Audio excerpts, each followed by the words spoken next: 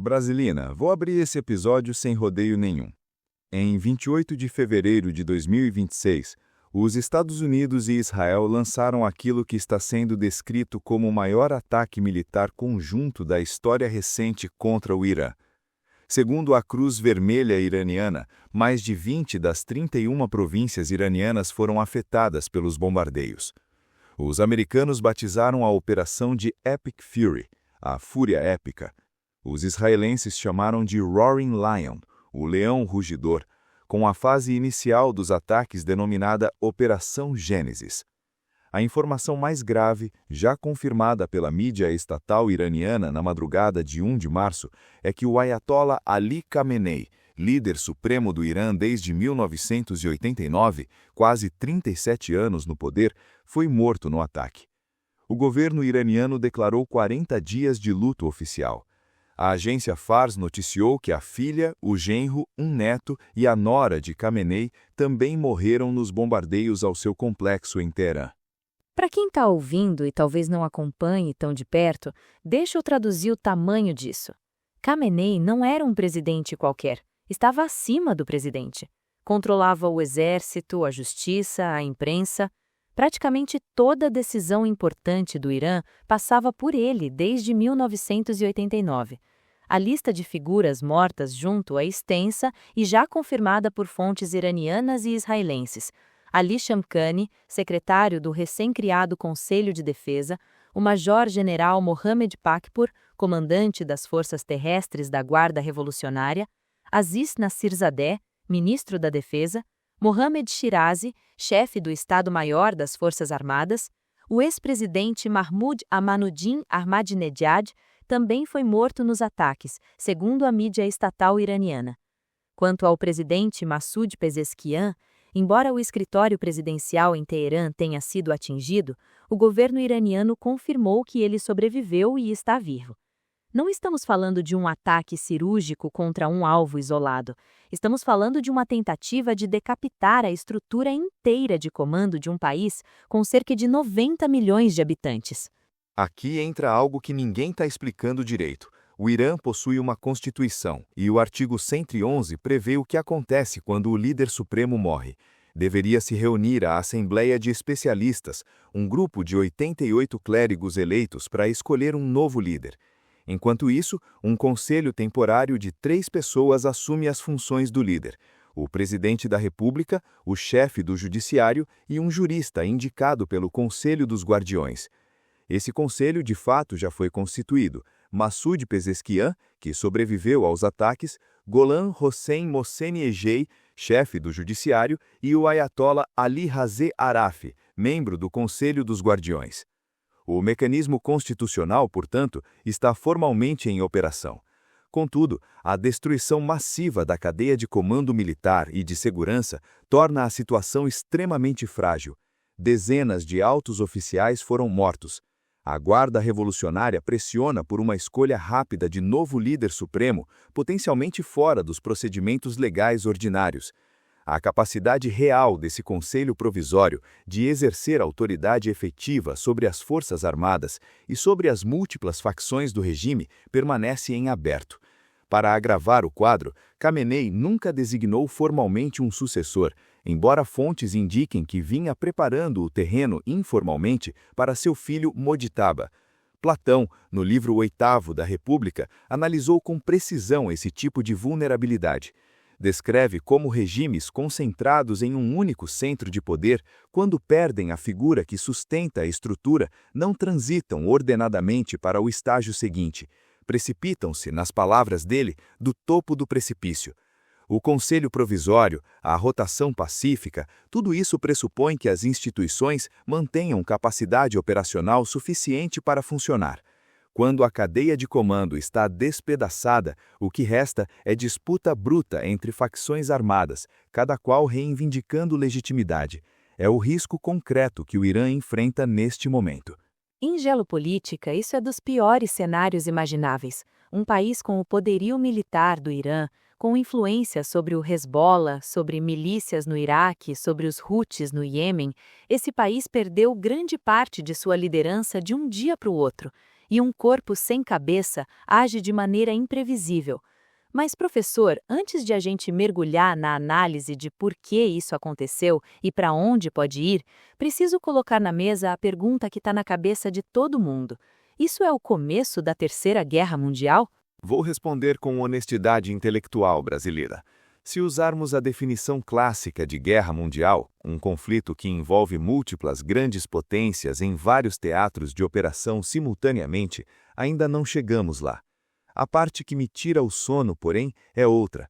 Existe uma análise de teoria de jogos apresentada pelo professor Yang Shue Kim em aula gravada de maio de 2024, quase 2 anos antes desses ataques, que sustenta algo perturbador. Segundo essa análise, os 3 grandes atores envolvidos, Irã, Israel e o próprio governo Trump, todos possuem razões estratégicas para desejar que os Estados Unidos empreguem tropas terrestres no Irã. Todos. Se isso se concretizar, na avaliação do professor Yang e na minha leitura, estaremos diante de algo capaz de escalar para um conflito de proporções que o mundo não viu desde 1945. Espera, todos querem a invasão terrestre? Inclusive o Irã? Isso parece contraintuitivo. Explica. Vamos por partes, porque a lógica é tão fascinante quanto assustadora. Começo pelo Irã. O professor Jiang apresenta a perspectiva iraniana assim. O Irã percebe essa guerra como uma oportunidade de alcançar 3 objetivos estratégicos nacionais de longo prazo. O primeiro é criar unidade interna e legitimar o regime. O próprio Jiang reconhece que o governo iraniano não goza de popularidade. Sanções, corrupção, má gestão econômica, tudo isso corroeu o apoio, culminando nos maiores protestos desde 1979, entre dezembro de 2025 e janeiro de 2026. Aqui o regime respondeu com massacres que, segundo a agência HRANA, deixaram milhares de mortos. Quando um exército estrangeiro invade, porém, quando os americanos estão lá destruindo o país, o povo tende a se unir atrás de qualquer governo que esteja resistindo ao invasor. É um fenômeno que a história confirma repetidas vezes. O segundo objetivo é destruir a presença americana no Oriente Médio, forçando os Estados Unidos para dentro de um atoleiro do qual não consigam sair. O terceiro é conquistar legitimidade global no mundo islâmico, porque se o regime xiita derrotar os americanos em solo iraniano, torna-se o líder de facto de todo o mundo muçulmano, superando a Arábia Saudita. Aqui cabe lembrar Firduzi, o grande poeta épico persa do Shahnameh, o Livro dos Reis. A cultura iraniana se entende como herdeira de uma civilização de 3.000 anos. O orgulho persa não é retórica de governo, é tecido na alma de um povo que recita os versos de Firduzi desde a infância.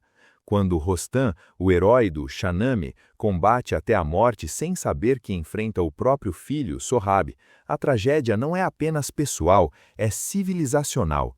Os iranianos enxergam esse conflito precisamente nesses termos, não como uma disputa entre governos, mas como mais um capítulo de uma história milenar em que a Pérsia resiste ao invasor. Tá, mas como o Irã forçaria os americanos a invadir? Eles não dispõem da tecnologia nem do financiamento para bater de frente num confronto convencional. Aí entra o conceito de dominância de escalada, que o professor Jiang explica com uma metáfora particularmente iluminadora. Ele compara a situação a um valentão de escola. O valentão é o maior, o mais forte, todo mundo tem medo dele, mantém o poder pela reputação. Agora, se alguém com metade do seu tamanho dá um soco nele, o valentão não tem escolha, precisa revidar, e revidar com mais força, porque se recuar, se negociar, perde toda a credibilidade. O valentão é prisioneiro da própria reputação. O menor pode calibrar as provocações de forma a empurrar o valentão para reações cada vez mais violentas, até que a única saída seja a escalada máxima. É o que os Estados Unidos vivem na condição de hegemon global, e já estamos vendo isso acontecer. Após os ataques iniciais de 28 de fevereiro, o Irã retaliou lançando mísseis e drones contra Israel e contra bases americanas no Bahrein, Catar, Kuwait, Emirados Árabes Unidos, Jordânia, Arábia Saudita e Iraque. Fechou o Estreito de Hormuz. Os americanos precisam responder de modo que demonstre dominância. O Irã pode ir dosando essas provocações de maneira que, passo a passo, a invasão terrestre se torne a única resposta disponível. Tucídides descreveu essa armadilha com uma nitidez que sobrevive a 25 séculos. No Diálogo de Melos, os enviados atenienses dizem aos melianos aquela frase terrível: os fortes fazem o que podem, e os fracos sofrem o que devem. Parece que o forte detém todo o poder. Tucídides mostra ao longo da Guerra do Peloponeso que é justamente o forte quem se torna refém da própria força, porque não pode se dar ao luxo de parecer fraco. Atenas destruiu Melos não porque precisava, mas porque recuar diante de uma ilha minúscula comprometeria a percepção de poder que sustentava todo o império. Os Estados Unidos enfrentam essa mesma dinâmica. Cada provocação iraniana exige resposta desproporcional, não porque a provocação em si represente ameaça existencial, mas porque a ausência de resposta corrói a credibilidade que mantém toda a arquitetura de alianças de pé. Isso me lembra algo. O professor Jean, num vídeo em português que a gente também analisou, fala exatamente sobre a geografia do Irã e por que uma invasão terrestre seria um pesadelo logístico. Descreve as cadeias de montanhas, os desertos, a dificuldade de alcançar a capital Teherã com soldados no chão. Menciona que a guarda revolucionária, incluindo os seus reservistas da Abazid, pode mobilizar até 1 milhão de combatentes. Para ocupar um país desse tamanho, com essa topografia e essa resistência, os Estados Unidos precisariam mobilizar praticamente todo o seu contingente militar. E é nesse ponto que a análise ganha contornos ainda mais sombrios, porque não é só o Irã que desejaria essa invasão. Vamos falar de Israel. Aqui preciso ter cuidado com a linguagem, porque estamos pisando num terreno em que a fronteira entre análise geopolítica e teoria conspiratória pode se tornar tênue. O que vou apresentar é a tese do professor Dieng, que pode e deve ser debatida e contestada, e eu convido qualquer pessoa a fazê-lo com documentação. A tese é a seguinte: Estados Unidos e Israel parecem aliados, mas seus interesses divergem em pontos fundamentais. Os Estados Unidos, na condição de hegemon global, precisam manter o equilíbrio de poder no Oriente Médio. Se Israel acumula poder em excesso, o cálculo americano passa a favorecer a Arábia Saudita, Turquia, Egito como contrapeso. Já Israel, segundo essa análise, aspira a ser o hegemon regional. Para atingir isso, o obstáculo final não seria o Irã, mas a própria presença americana na região. Essa é uma afirmação de peso. A presença americana seria o obstáculo para Israel? Segundo a lógica que o professor Jiang desenvolve, sim. O raciocínio funciona da seguinte maneira. Imagine que os americanos invadem o Irã, ficam atolados lá durante anos, o povo americano se revolta, recusa o recrutamento, instala-se o caos interno e a presença militar americana no Oriente Médio se torna insustentável. O que acontece nesse cenário? Toda a infraestrutura militar americana na região, as bases, os equipamentos, as estruturas do CENTCOM, o Comando Central, nada disso desaparece.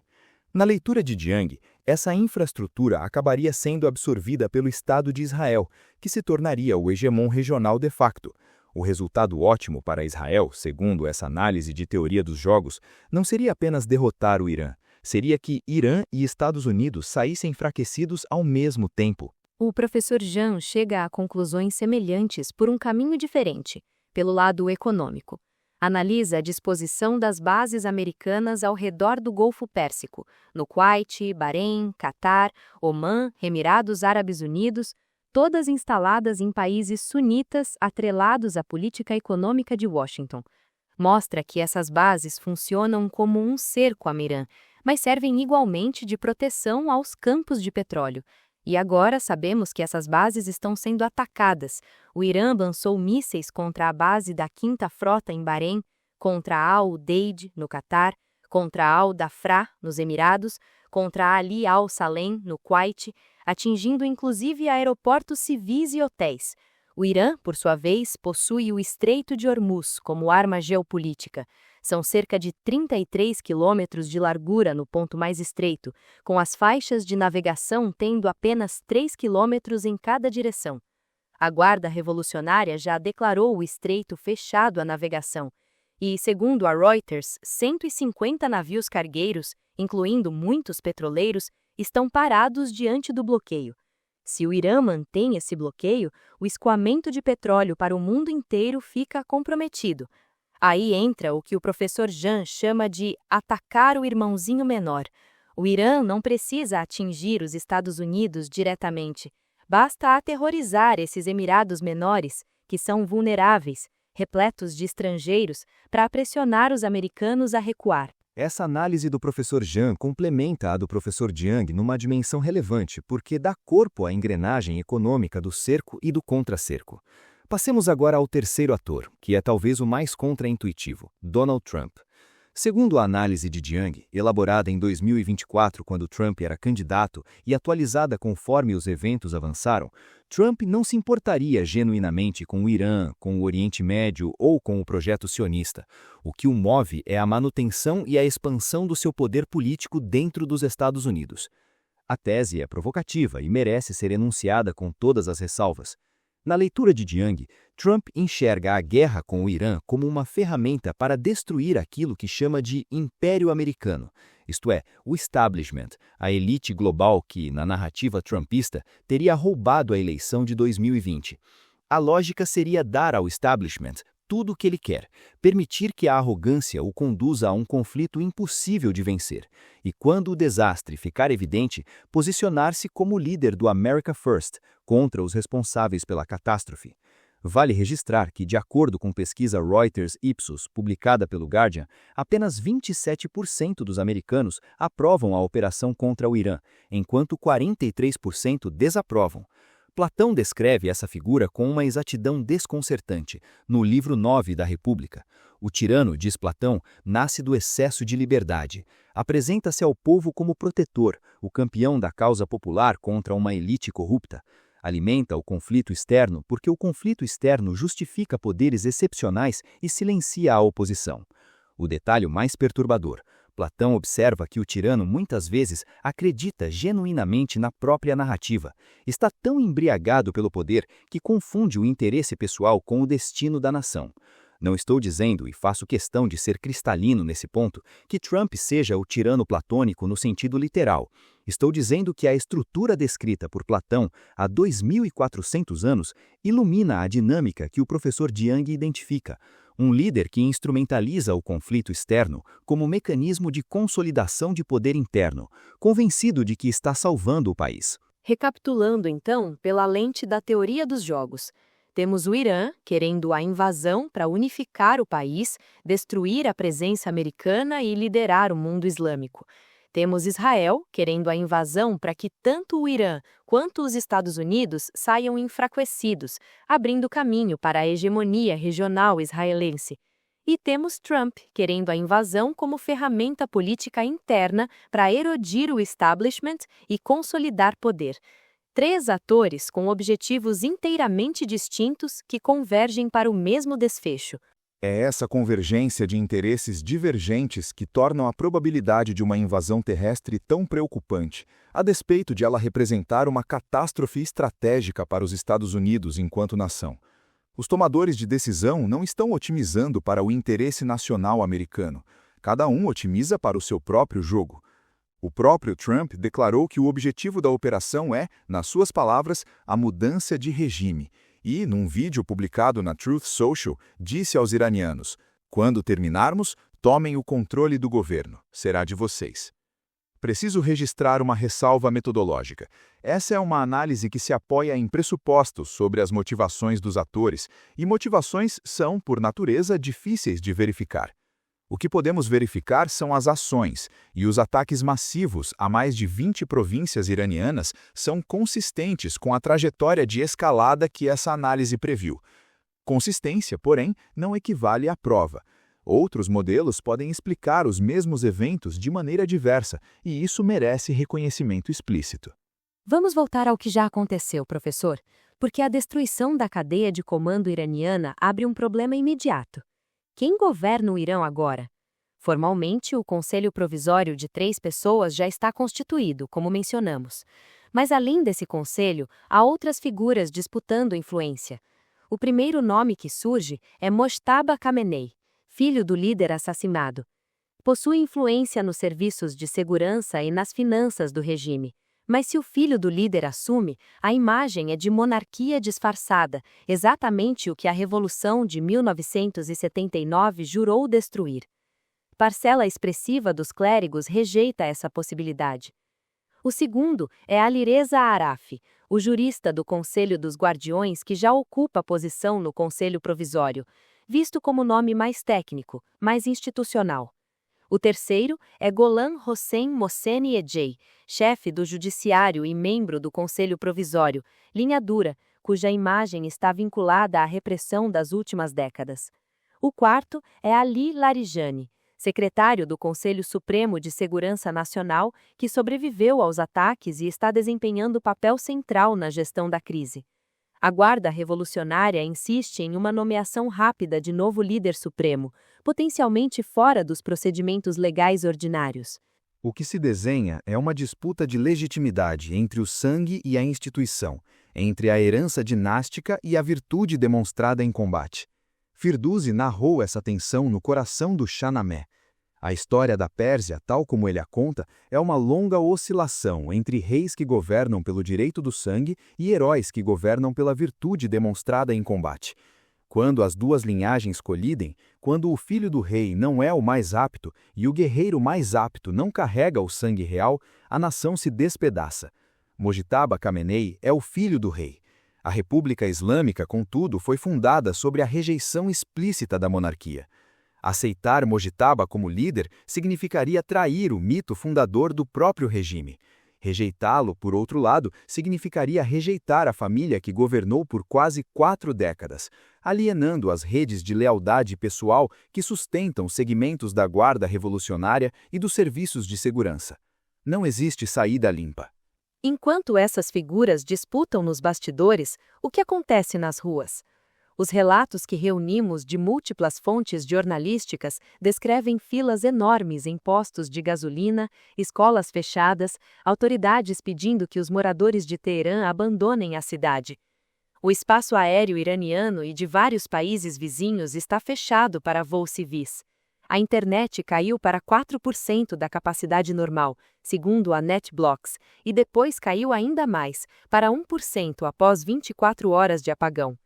Significa que nem as forças de segurança e nem a população conseguem se comunicar de forma minimamente funcional. Há relatos confirmados por múltiplas fontes, incluindo The New York Times, Wall Street Journal e Iran International, de que em cidades como Karaj, Qazvin, Shiraz, Kermanshah, Isfahan e Sanandaj, moradores saíram às ruas para celebrar o que consideram o fim da ditadura religiosa. Em Deuloran, uma estátua foi derrubada pela multidão. Ao mesmo tempo, é preciso registrar que houve também manifestações massivas de luto pró-regime em cidades como Mashhad, Isfahan e Yazujuj, com milhares de pessoas segurando retratos de Khamenei. O país está dividido. Isso é ao mesmo tempo extraordinário e perigoso. Ao lado dessas manifestações, forças de segurança abriram fogo contra pessoas que celebravam a morte de Khamenei nas ruas. Só que em nome de quem? De qual autoridade? A resposta é turva neste momento. A tragédia persa do Shahnameh se materializa diante dos nossos olhos. Sohrab e Rostam, pai e filho, combatendo-se sem se reconhecer. A juventude iraniana que celebra nas ruas e a guarda revolucionária que patrulha as mesmas ruas com armas em punho pertencem ao mesmo povo, compartilham a mesma história, recitam os mesmos poemas. Estão prestes a se dilacerar mutuamente num conflito provocado de fora. Professor, antes de aprofundar, quero trazer algo que Tucídides registrou sobre a Guerra Civil de Córcira, porque acho que ilumina o que está em jogo. Tucídides observou que, numa situação de guerra civil, as palavras perdem o significado comum. Coragem virava temeridade, prudência virava covardia. A linguagem desmoronava junto com as instituições. Se o Irã de fato caminhar para uma disputa interna armada entre facções que antes respondiam à mesma autoridade, podemos esperar exatamente isso: As categorias que organizam a política se dissolvem e o que resta é a violência pura. É justamente esse vácuo de poder que torna a situação tão volátil. Vamos aos precedentes históricos, porque eles ajudam a calibrar o que pode vir. O professor Jiang apresentou 3 analogias que considero pertinentes e vou desenvolvê-las com o cuidado que merecem. A primeira é a expedição ateniense à Sicília, em 415 a.C., narrada por Tucídides na Guerra do Peloponeso. Atenas estava há 17 anos numa guerra brutal contra Esparta, num impasse sangrento. Um político chamado Alcibíades propôs então invadir a Sicília para tomar as riquezas de Siracusa e financiar a guerra. O opositor dele, Nícias, tentou desencorajar a expedição, descrevendo a escala absurda de recursos necessários: 5.000 soldados e 100 navios, algo enorme para uma cidade-estado cuja população inteira girava em torno de 50.000 pessoas. O efeito foi o contrário do pretendido. Os atenienses ficaram entusiasmados com a grandiosidade do plano e aprovaram tudo. O problema é que Atenas nunca tinha conduzido uma expedição estrangeira nessa escala. Não possuía experiência com o problema logístico mais básico de qualquer campanha em território distante: o reabastecimento. No primeiro ano, os atenienses destruíram o exército de Siracusa e cercaram a cidade. Parecia uma vitória iminente. Siracusa, entretanto, dispunha de uma marinha que acabou cortando as linhas de suprimento atenienses. O desfecho foi a aniquilação completa da força expedicionária, que precipitou a derrota de Atenas diante de Esparta e o colapso do Império Ateniense. A semelhança com uma possível invasão terrestre ao Irã é arrepiante. O Irã é montanhoso, funciona como fortaleza natural. Você até consegue lançar tropas de paraquedas lá dentro, mas retirá-las depois é uma conta completamente diferente. As linhas de abastecimento ficam vulneráveis a um grau quase impossível de contornar. Um drone barato, um combatente solitário com lança-foguetes posicionado numa montanha, qualquer coisa derruba um helicóptero de reabastecimento. Os soldados americanos, nesse cenário, não seriam soldados em sentido operacional, seriam reféns. Gente demais para o país para tirar, gente de menos para conquistar. É a armadilha sem saída. Tucídides narra que durante o desastre na Sicília, os soldados atenienses encurralados beberam a água de um rio misturada com o próprio sangue de seus companheiros, de tanta sede. Não é uma imagem retórica, é o registro descarnado do que acontece quando uma potência orgulhosa entra num teatro de operações de onde não consegue sair. Séculos depois, Júlio César cruzou o Rubicão com a frase que se tornou provérbio: Alea iacta est, a sorte está lançada. César, diferentemente dos planejadores americanos, sabia que estava entrando num conflito cujas consequências eram irreversíveis. A virtude de César, se podemos chamá-la assim, residia na consciência de que não haveria retorno.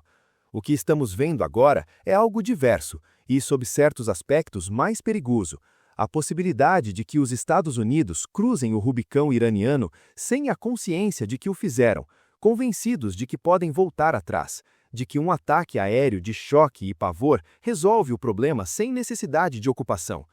Trump, num comunicado ao Daily Mail, delineou um calendário de 4 semanas para a guerra. A história ensina que calendários assim raramente sobrevivem ao contato com a realidade. Gosto desse paralelo com César porque ele traz outra dimensão. César não destruiu a República Romana sozinho. A República já estava apodrecida por dentro. As instituições do Senado não funcionavam mais.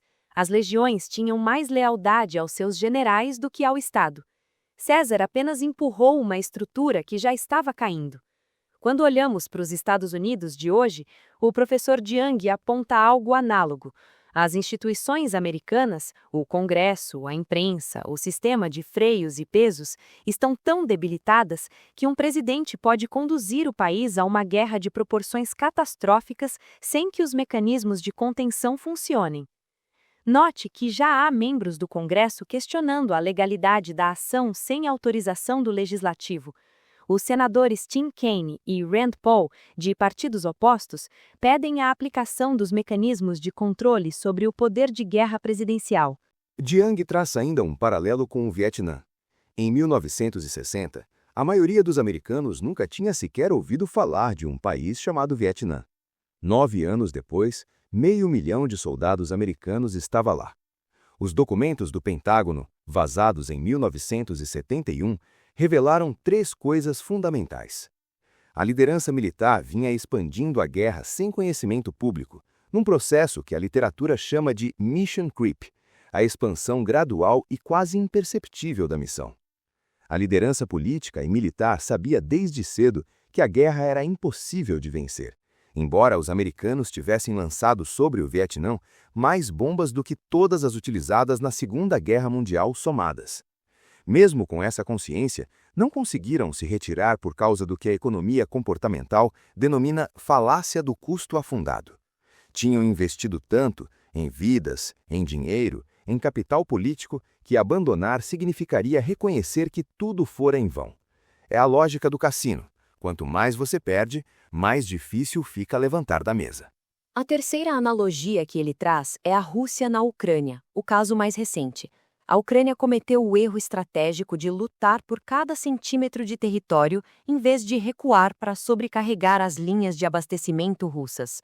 Na contraofensiva de verão, lançou centenas de milhares de soldados contra posições russas fortificadas com artilharia em profundidade, 3 linhas de defesa.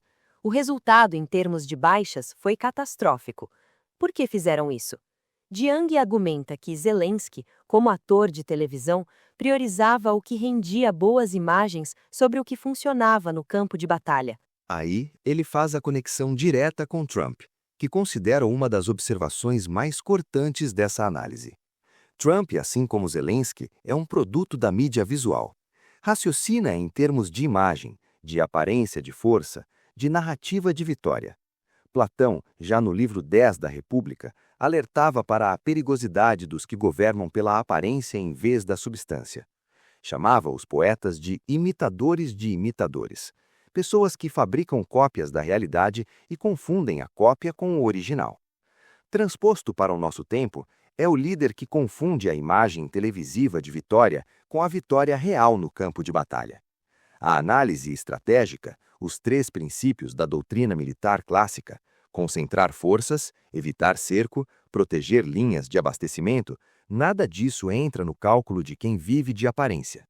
Sun Tzu abre a arte da guerra com uma sentença que deveria estar pregada na parede de qualquer gabinete presidencial. A guerra é assunto de importância vital para o Estado, campo de vida e morte, caminho para a sobrevivência ou para a ruína. Não pode de modo algum ser negligenciada. Não pode ser tratada como peça de marketing.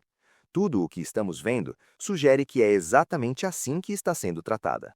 A própria doutrina militar americana pós-2003 agrava esse problema, porque substituiu aqueles 3 pilares pelo choque e pavor, que depende de supremacia aérea, vigilância tecnológica permanente e forças especiais. Funcionou contra o Iraque de Saddam Hussein, um país de planícies sem barreiras naturais significativas. Já mostrou suas limitações na Operação Prosperity Guardian contra os Houthis no Iêmen. Os americanos despacharam uma força naval formidável e não conseguiram neutralizar um grupo rebelde que opera com drones e embarcações precárias. O próprio Joe Biden reconheceu publicamente que os bombardeios não estavam funcionando como pretendido. Se a marinha mais poderosa do mundo não consegue deter os Houthis, como pretenderia ocupar um país de cerca de 90 milhões de pessoas entrincheirado entre montanhas? Brasilina, tem um aspecto que a gente não pode ignorar: as armas nucleares. Os Estados Unidos as possuem, e esse é o trunfo derradeiro. Se 100.000 soldados ficam encurralados no Irã, Trump pode ameaçar Teherã com um ataque nuclear. O professor Jiang aborda esse cenário diretamente na aula. Aborda, e a resposta que ele oferece é das mais provocativas em toda a análise. Jiang sugere que antes de qualquer guerra eclodir, o Irã precisaria de um acordo com a Rússia pelo qual Putin declarasse publicamente que nenhum uso de armas nucleares seria tolerado por nenhuma das partes. Se alguém empregasse armas nucleares, a Rússia retaliaria contra quem as usou. O efeito dessa declaração seria duplo. Putin se tornaria uma espécie de fiador da paz nuclear, acumulando capital diplomático global imenso, e os Estados Unidos perderiam seu trunfo final, ficando confinados numa guerra convencional que não dispõe dos meios para vencer. Vale mencionar que Putin já classificou o assassinato de Soleimani como assassinato cínico e violação de todas as normas de moralidade humana e direito internacional. Preciso qualificar isso com franqueza. Trata-se de uma especulação estratégica sobre comportamentos futuros de atores estatais. Não há evidência pública de que tal acordo exista ou esteja em negociação. A lógica de incentivos, contudo, é internamente coerente, e isso por si só justifica que a hipótese seja examinada com seriedade. Tem ainda a dimensão econômica que o professor Jean detalha.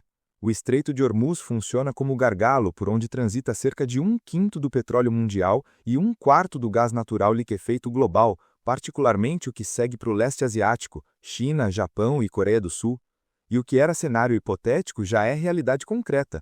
A Guarda Evolucionária declarou o estreito fechado, navios estão parados e a disrupção dos fluxos de energia já está em curso. Jean descreve o Golfo Pérsico como uma garrafa, e o Estreito de Hormuz é o gargalo, cerca de 33 quilômetros de largura no ponto mais estreito, com faixas de navegação de apenas 3 quilômetros em cada direção. Qualquer dano àquela passagem compromete o escoamento de petróleo de todos os Emirados que dependem da rota. Há um ponto que o professor Jean levanta e que conecta o quadro econômico ao governo Trump de forma bastante concreta. Ele observa que grandes petrolíferas americanas financiaram a campanha de Trump, que Trump já obteve acesso ao petróleo venezuelano e que o foco seguinte recai sobre o Irã. A lógica da mudança de regime vista por esse ângulo tem menos a ver com democracia e liberdade do que com controle de reservas energéticas. É relevante notar que, segundo o Washington Post, o príncipe herdeiro saudita Mohammed bin Salman e o governo israelense pressionaram Trump repetidamente para que realizasse o ataque. O objetivo americano, tal como descrito nas análises que consultamos, seria eliminar a liderança iraniana, provocar uma convulsão interna com apoio externo, negociar com os remanescentes do regime uma acomodação de poder e reintroduzir empresas americanas na exploração de petróleo.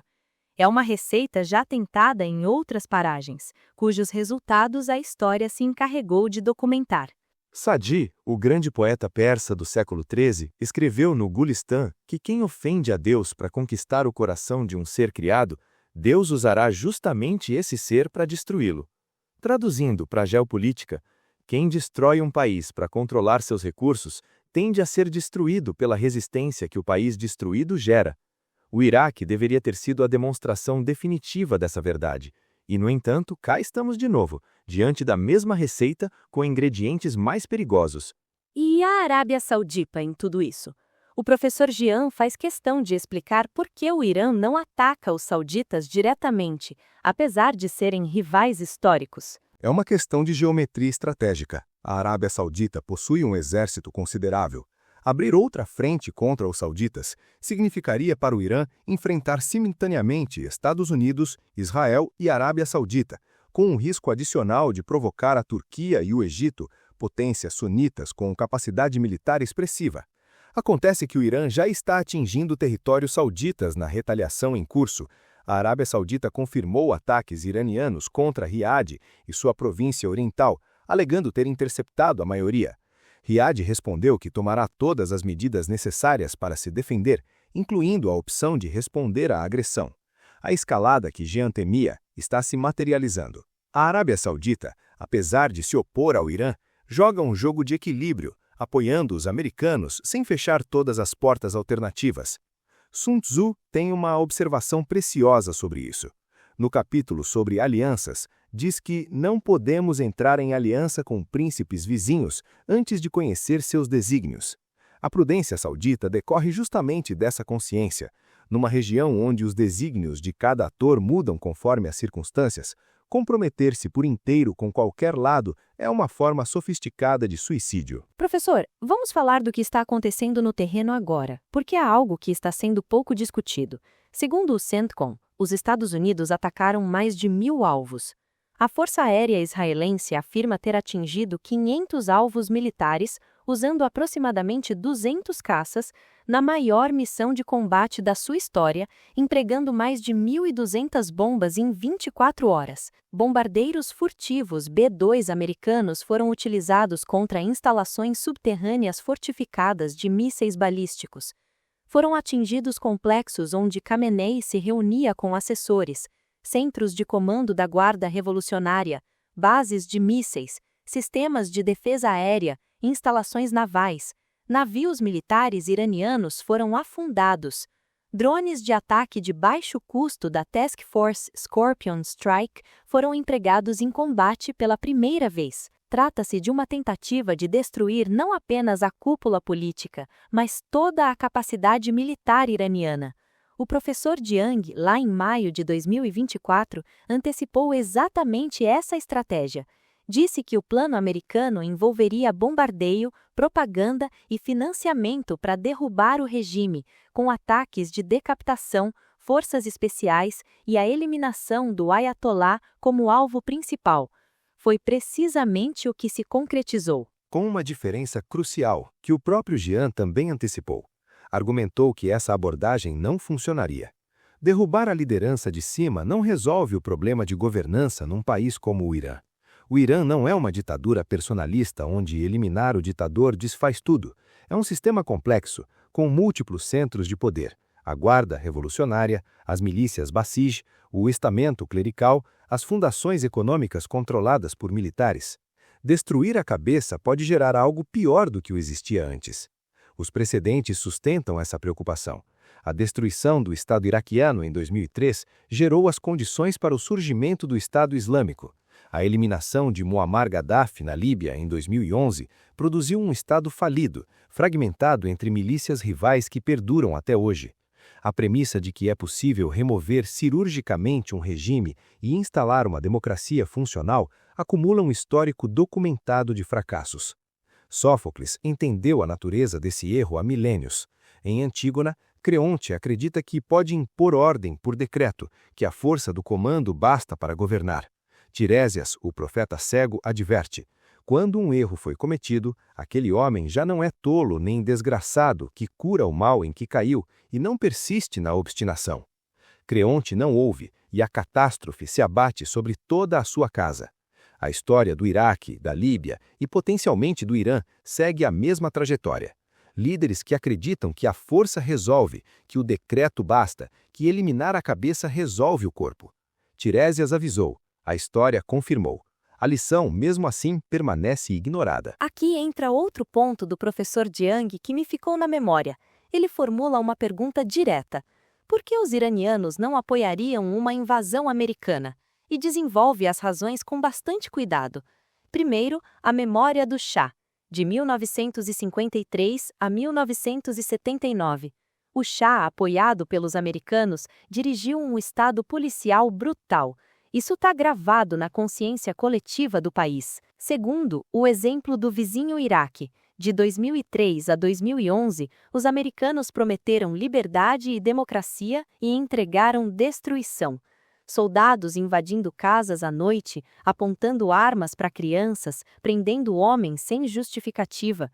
Os iranianos assistiram a tudo isso pela televisão, ouviram relatos dos vizinhos, sabem o que uma ocupação americana significa na prática. Terceiro, os iranianos se enxergam como herdeiros de uma civilização milenar, o Império Persa, e carregam um orgulho nacional que não se curva diante de conquistadores estrangeiros.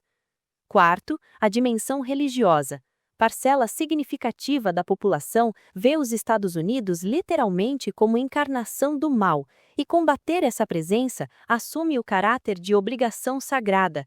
Aliás, já vemos isso se materializar.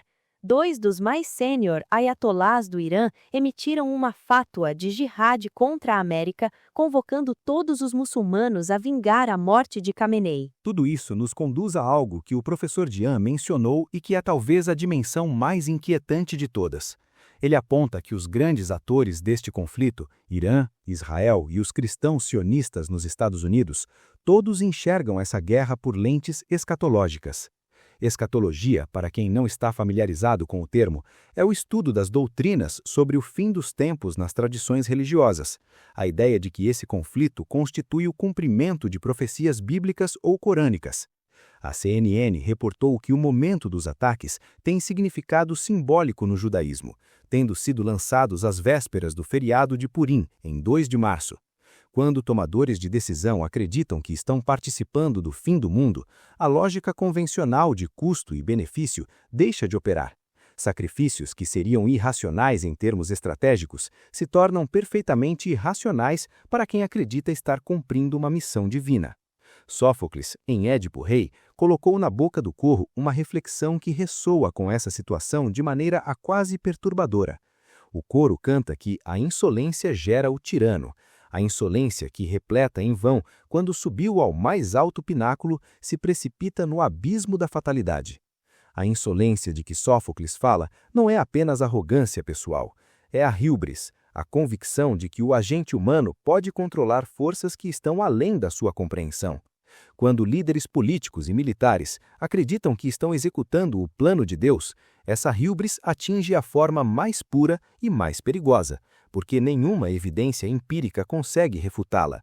Se a guerra vai mal, é provação divina. Se a guerra vai bem, é confirmação divina.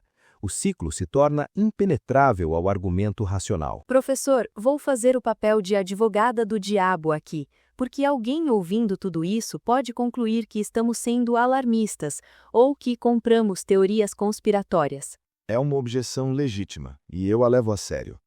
Vou separar o verificável do especulativo. Do lado verificável, os ataques de 28 de fevereiro de 2026 aconteceram e são reportados por praticamente todas as agências de notícias do mundo.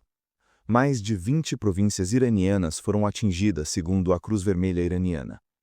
Khamenei foi morto, fato confirmado pela mídia estatal iraniana, pela Reuters, AP, BBC, CNN e por praticamente todas as fontes. A Cruz Vermelha iraniana reportou 201 mortos e 747 feridos no lado iraniano. No mínimo, 3 soldados americanos foram mortos e 5 gravemente feridos, segundo o CENTCOM. O Irã retaliou com mísseis contra Israel, matando 9 pessoas numa sinagoga em Beit Shemesh, e contra bases americanas em pelo menos 6 países do Golfo. O Estreito de Hormuz foi fechado. Os espaços aéreos de múltiplos países foram encerrados. A internet iraniana caiu para 4% e depois para 1%. A Assembleia de Especialistas iniciou o processo de sucessão com um conselho provisório de 3 membros. Tudo isso é verificável. Igualmente verificável é a trajetória do primeiro mandato de Trump. A retirada do acordo nuclear com o Irã, a mudança da embaixada para Jerusalém, a condescendência com o assassinato de Jamal Khashoggi pela Arábia Saudita, o patrocínio dos acordos de Abraão e a ordem de assassinato do general Qassem Soleimani em janeiro de 2020. O maior deslocamento militar americano para o Oriente Médio desde a invasão do Iraque em 2003, verificado em fevereiro de 2026, é também fato documentado. São fatos que delineiam uma trajetória inequívoca, de escalada. Do lado especulativo, as motivações internas de cada ator, a tese de que Israel ambiciona a destruição simultânea do Irã e da presença americana, a tese de que Trump instrumentaliza a guerra para erodir o establishment, são interpretações apoiadas em incentivos internamente consistentes, mas que não decorrem de documentos internos dos governos envolvidos. São análises plausíveis, não fatos comprovados. Faço questão de preservar essa distinção com toda a clareza. E quanto à analogia com a Sicília, será que ela realmente se sustenta? Toda analogia histórica tem limites. A diferença mais evidente é que os Estados Unidos de 2026 dispõem de tecnologia militar incomparavelmente superior à de Atenas em 415 a.C. Satélites, aviões furtivos, mísseis de cruzeiro, armas nucleares. A analogia se mantém, contudo, num ponto que a tecnologia não supera: o problema logístico de reabastecer tropas em território hostil cercado por montanhas. Drones baratos derrubam helicópteros caros. Combatentes com lança-foguetes em terreno elevado interditam rotas de abastecimento aéreo. Existe também o problema industrial, que é concreto. A capacidade manufatureira americana migrou para a China ao longo de décadas. Um slide vazado da Inteligência Naval Americana, de 2023, indica que a capacidade de construção naval da China é 232 vezes maior que a dos Estados Unidos, medida em tonelagem. Isso não significa 232 navios contra um, mas sim que a base industrial chinesa é esmagadoramente superior para uma guerra de produção.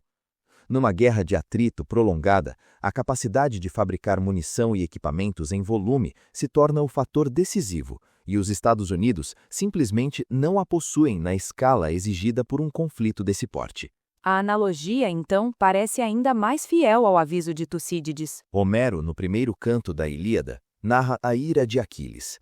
A palavra que abre o poema é menim, ira.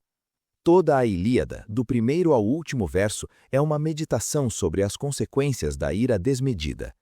Aquiles é o guerreiro mais poderoso do mundo grego, invencível no campo de batalha. A sua ira, entretanto, não o conduz à glória, mas à perda de tudo aquilo que ama. Patroclo morre porque Aquiles se recusa a lutar. Heitor morre porque Aquiles, consumido pela raiva do luto, perde toda a medida. A Guerra de Troia, no fundo, não é uma história de vitória. É uma história sobre como o poder absoluto, quando movido pela ira, destrói tanto o inimigo quanto o próprio agressor. Os Estados Unidos possuem o poder de Aquiles, podem destruir o Irã, podem arrasar cidades, eliminar líderes, bombardear infraestrutura.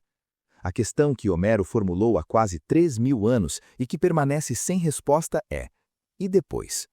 Que tipo de vitória é essa que deixa o vencedor sozinho no campo de escombros, chorando sobre o corpo do que perdeu? Professor, vou tentar sintetizar onde estamos. Temos um conflito em curso que já ultrapassou qualquer expectativa de contenção. Temos 3 atores principais cujos incentivos convergem para a escalada, a despeito de seus objetivos serem incompatíveis. Temos uma cadeia de comando iraniana severamente danificada, com o líder supremo morto e dezenas de altos oficiais eliminados. Temos um conselho provisório em funcionamento, mas sob pressão extrema. Temos retaliação iraniana atingindo 6 países do Golfo, Israel e bases americanas. Temos o Estreito de Hormuz fechado e a economia global sob choque. Temos precedentes históricos que apontam para o desastre de invasões terrestres em territórios montanhosos e densamente povoados. Temos um ataque a uma escola primária em Minab, que, segundo fontes iranianas, matou 148 crianças, o que alimentará o sentimento de resistência por gerações. E temos tomadores de decisão que operam, ao menos em parte, sobre convicções escatológicas que blindam a ação contra qualquer argumento racional. Brasiliana, vou tentar uma síntese do que estou enxergando. Não como previsão fechada, porque previsões geopolíticas são exercícios de humildade mais do que de certeza, mas como leitura dos indicadores disponíveis neste momento. Os ataques de decapitação já se consumaram.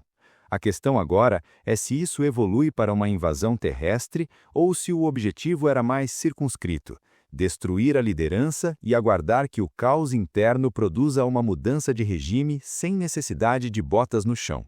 O CENTCOM declarou que foi instruído a desmantelar o aparato de segurança do regime iraniano.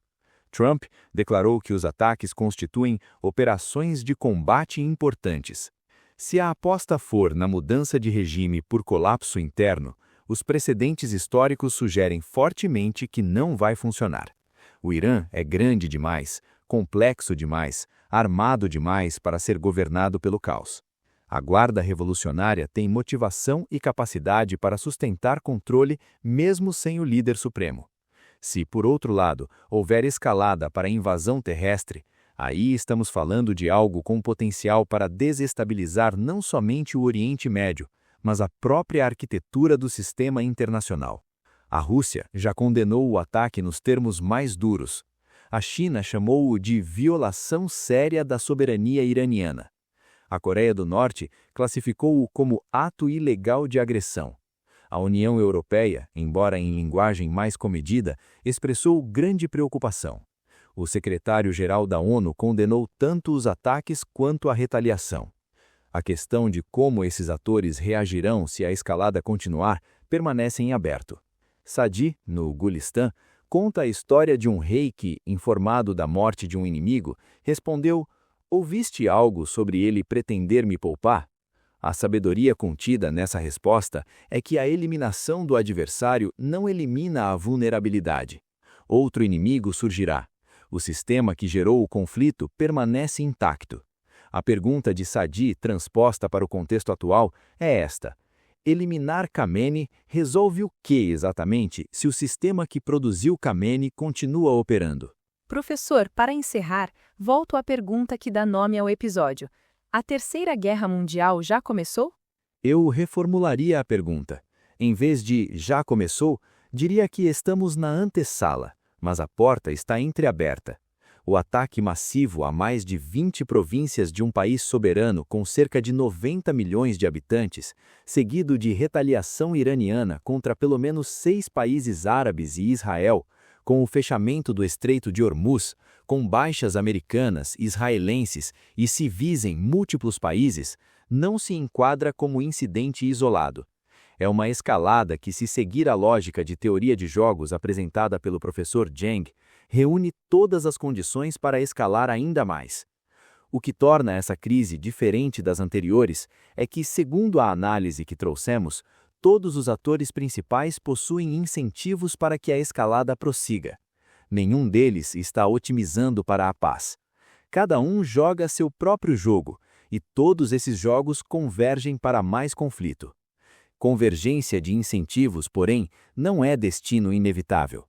Eventos imprevistos, pressão popular, cálculos que não estamos considerando, qualquer desses fatores pode alterar a trajetória. Sinceramente, espero estar errado. A análise honesta dos dados disponíveis, porém, não me autoriza otimismo. Vou terminar com o Tucídides, porque me parece que ninguém resumiu melhor a condição em que nos encontramos. No encerramento da narrativa da expedição à Sicília, Tucídides escreve que aquela foi a mais calamitosa de todas as empresas, tanto para os vencidos quanto para os vencidos. Não apenas para os vencidos, também para os vencedores. Essa é a lição que 25 séculos de história repetem, e que, aparentemente, cada geração precisa reaprender na própria carne. Para quem nos ouve e se pergunta o que fazer com essa informação, o mínimo é estar bem informado, compreender as forças em jogo, recusar narrativas simplistas de qualquer lado e cobrar dos nossos representantes políticos uma posição clara sobre o papel do Brasil nisso tudo, porque o Brasil mantém relações tanto com o Irã quanto com os Estados Unidos e Israel, e o que acontece no Oriente Médio repercute nos preços que pagamos no posto de gasolina e no supermercado. Vou encerrar com uma nota sobre método. Tudo o que dissemos neste episódio está ancorado em fontes que identificamos ao longo da conversa. As aulas gravadas do professor Zheng Xueqin, de maio de 2024, os vídeos analíticos do professor Zheng em português, reportagens sobre os ataques provenientes de fontes americanas, israelenses, iranianas e internacionais, a Constituição da República Islâmica do Irã e as obras clássicas de Tucídides, Platão, Sófocles, Homero, Firdusi, Sadi, Sun Tzu e os comentários de Júlio César. Reconhecemos que informações continuam chegando em tempo real e podem alterar aspectos do que apresentamos. Reconhecemos que nossa análise possui perspectiva e viés, que procuramos mitigar com a apresentação de múltiplas interpretações e o reconhecimento de incertezas. Reconhecemos a possibilidade de estarmos equivocados em pontos que só a história poderá revelar. Para qualquer pessoa ou instituição mencionada neste episódio, o direito de resposta está garantido.